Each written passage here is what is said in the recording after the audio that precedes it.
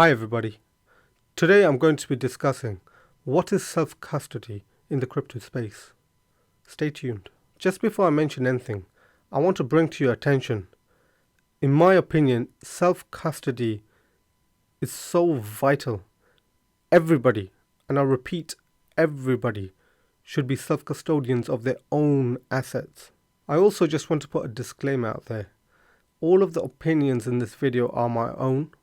This is not financial, tax, or legal advice.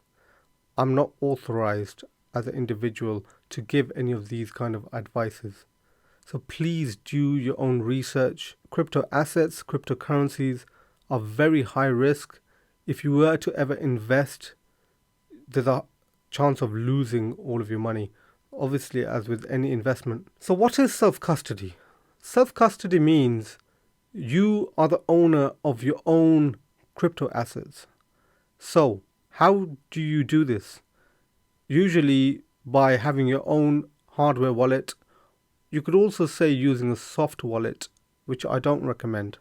For hodling, I always recommend having a hardware wallet. Part of self-custody also means you created your own private key through the mechanisms of BIP39 or even SLIP39, the Shamir backup. Having self-custody means you have full control of your own assets.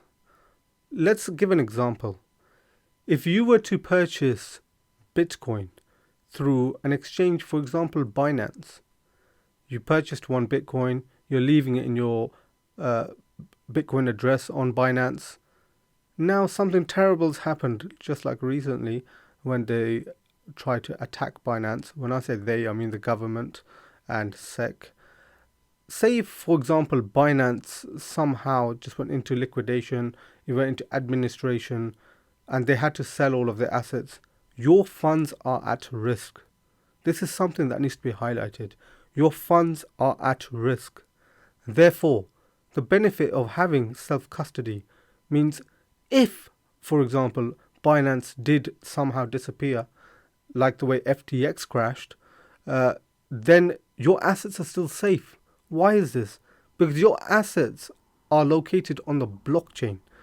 The exchange, for example, Binance, if you were to hold Bitcoin in Binance, is controlled by Binance themselves.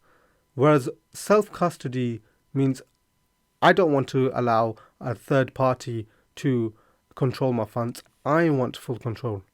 Obviously, there are some negatives to this. Say, for example, if you were to trade crypto, people would use exchanges.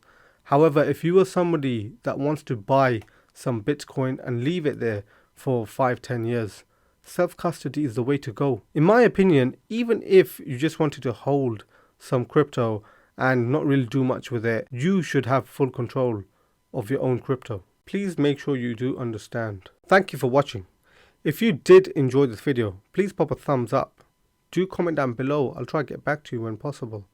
And if you're new to this channel, consider subscribing and hit that notification bell button if you want to know when I next release my video. Finally, together, let's break free from the shackles of modern slavery. See you next time.